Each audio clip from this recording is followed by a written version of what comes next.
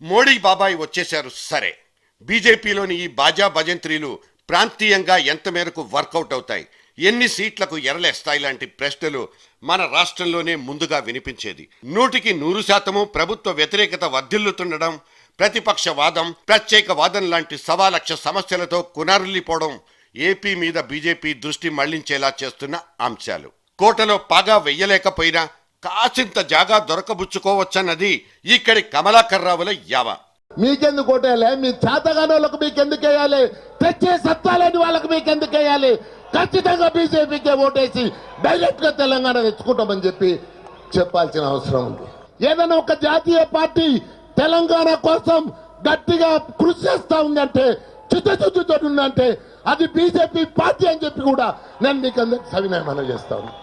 2014లో BJP ప్రభుత్వం వచ్చిన తర్వాత తెలంగాణ ఇస్తుందని మళ్ళీ ఈరోజు తెలంగాణ ప్రజలకు ఒక విశ్వాసం ఇవ్వనున్నారు రాజ్నాథ్ సింగ్ గారు. तेलंगाना राज्य का जो आपका स्वप्न है, उस स्वप्न को साकार यदि कोई करेगा तो भारतीय जनता पार्टी ही साकार करेगी.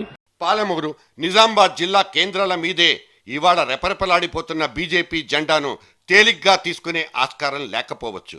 కానీ రాష్ట్రాన్ని చీల్చి పెడతామంటూ ఒక హార్డ్ కోర్ విధాన నిర్ణయంతో ముందుకెళ్తున్న కమలం పార్టీకి అటువైపున్న సీమాంధ్ర చెంప చెళ్ళుమంటుందన్న బెంబేలైతే లేకపోలేదు. బీజేపీ పేరు వింటూనే అదో రకం భయంతో దూరంగా పారిపోతున్న తెరాస, టీడీపీ, వైఎస్ఆర్ కాంగ్రెస్ పార్టీలు సమీప భవిష్యత్తులో కలిసొచ్చే ఛాన్స్ ఉన్నట్ట లేనట్ట తెలీదు.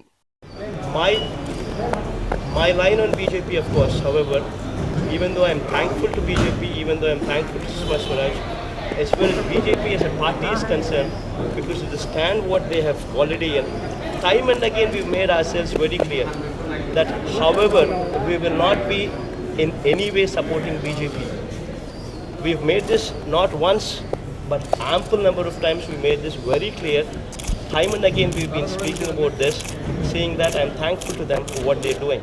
నిర్ణయాలనేవి మార్చుకోవడానికే ఉద్దేశించినవి అంటూ నిర్వచనాలు ఇచ్చుకునే రోజులివి. కాబట్టే రాజకీయ రంగస్థలం మీద ఏదైతే ఏ ఒక్క నిర్ణయం కూడా నిటారుగా నిలబడిపోయిన సందర్భాలు లేనేలేవు. ఇక్కడ యూటర్న్ తీసుకోవడం అనే సిగ్గుమాలిన చర్యకు ఏ రాజకీయ పార్టీ కూడా వెనక్కు తగ్గబోదు. బుద్ధి గడ్డి తిన్న ఒకానొక బలహీన క్షణంలో కమలం పార్టీతో కరచాలనం చేసుకున్నాం. సదరు చారిత్రక తప్పిదం తర్వాత చాలా నష్టపోయామంటూ ఓపెన్ గా లెంపలేసుకున్న చంద్రబాబు ఇదే స్టాండ్ మీద ఎన్ని రోజులు నిలబడతారంటే మాత్రం జవాబు చెప్పలేరు. 10 మంది మంత్రులు ఇచ్చేవాళ్ళు మాకు, మేము కలవలా, సపోర్ట్ చేశాం కానీ బయట నుంచి అక్కడుండే పొలిటికల్ కంపల్షన్స్ గురించి. కానీ ఎప్పుడు కూడా వాళ్ళతో కలిసి మంత్రి పదవులు తీసుకోవాలా? ఎందుకు? సెక్యులర్ దీన్ని కాపాడడం కోసం ఆ రోజు కూడా చెప్పాం. ఆ తర్వాతనే గుజరాత్ జరిగింది. కాబట్టి చాలా స్పష్టంగా తెలుగుదేశం పార్టీ మత సామరస్యాన్ని కాపాడుతామని పదే చెప్తున్నాం. భారతీయ జనతా పార్టీ అనేది జన్మతహా అందరికీ అంటరాని పార్టీ. పుట్టుకతోనే దానికి నాన్ సెక్యులర్ సిండ్రోమ్ అనబడే మాయరోగం. ఒకానొక ప్రత్యేకమైన 15% ఓటు బ్యాంకు నేపథ్యంలో ఏ రాజకీయ పార్టీ కూడా అంత సులభంగా కమలం పార్టీని కావలించుకోదు.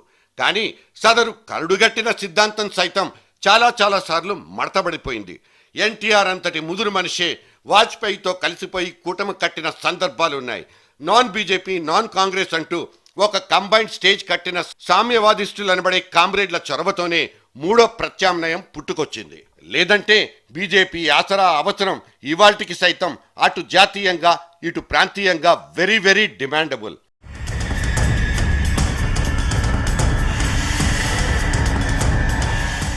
ఇవాళ బీజేపీ రంగు మారకపోవచ్చు, కానీ అంగీ మార్చుకుని కొత్తగా కనిపిస్తోంది. అద్వానీ బీజేపీ వేరు, మోడీ బీజేపీ వేరంటూ రాగం, తాళం, పల్లవి అన్నీ మార్చి కొత్త సాపత్యాలు కూడా పుట్టుకు రావచ్చు.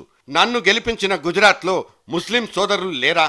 నేను నిలబెట్టి గెలిపించిన అభ్యర్థుల్లో 30% హిందూయేతరులన్న మాట నిజం కాదా అంటూ నరేంద్ర మోడీ రేపటి రోజున మోగించబోయే ప్రచార భేరీలకు ప్రజలేంటి, పార్టీలు కూడా మారు మనసు పొందవన్న గ్యారంటీ మన దగ్గర లేదు.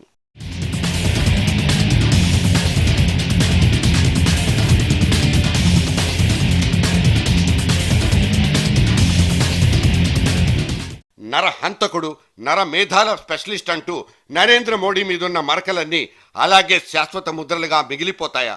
అభివృద్ధి మంత్రం మాటన పడి ఇప్పటికే కొంతలో కొంతైనా అవన్నీ నలిగిపోలేదా అన్నది మోడీయుల కొత్త లాజిక్.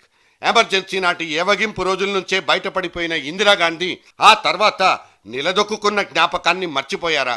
ఇక ఇదే ఇందిరమ్మ కొన్ని తలపాగా శాల్తీల బుల్లెట్లకు బలైపోయినప్పుడు ఢిల్లీ గడ్డ మీద చోటు చేసుకున్న ఊచకోతలు, అక్కడ తెగిపడ్డ వేలాది తలలు ఇవాళ ఎంతమందికి గుర్తున్నట్లు?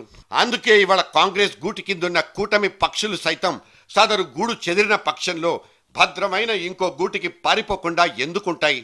ఇవన్నీ ఇవాళ వాస్తవానికి దూరంగా ఉన్నట్లు కనిపించవచ్చు. కానీ ఊహించని పరిణామాలే ఇవాల్టి రాజకీయ నేపథ్యాలైపోతున్నప్పుడు రేపటి రోజును ఏ విధంగానూ నిర్దేశించలేని పరిస్థితి.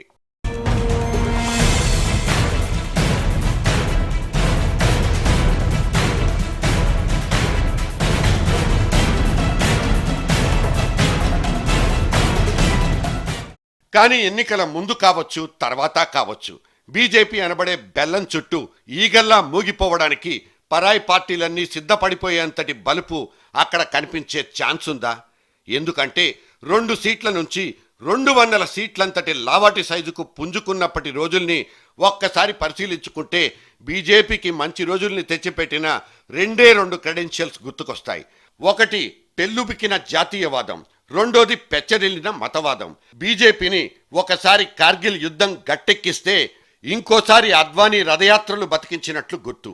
మరి అటువంటి ఓటు బ్యాంకుల్ని కొల్లగొట్టే మాస్ మసాలా దినుసులేవి ఇవాళ బీజేపీ దరిదాపుల్లో మాత్రం కనిపించడం లేదు.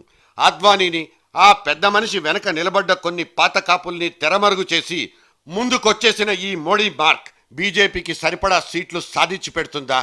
రేపటి నుంచి ప్రచార రథాన్నెక్కి ఊరేగబోయే మోడీ ఎన్నికల ముందు పార్టీని, ఎన్నికల తర్వాత కూటమిని గట్టెక్కించగలడా?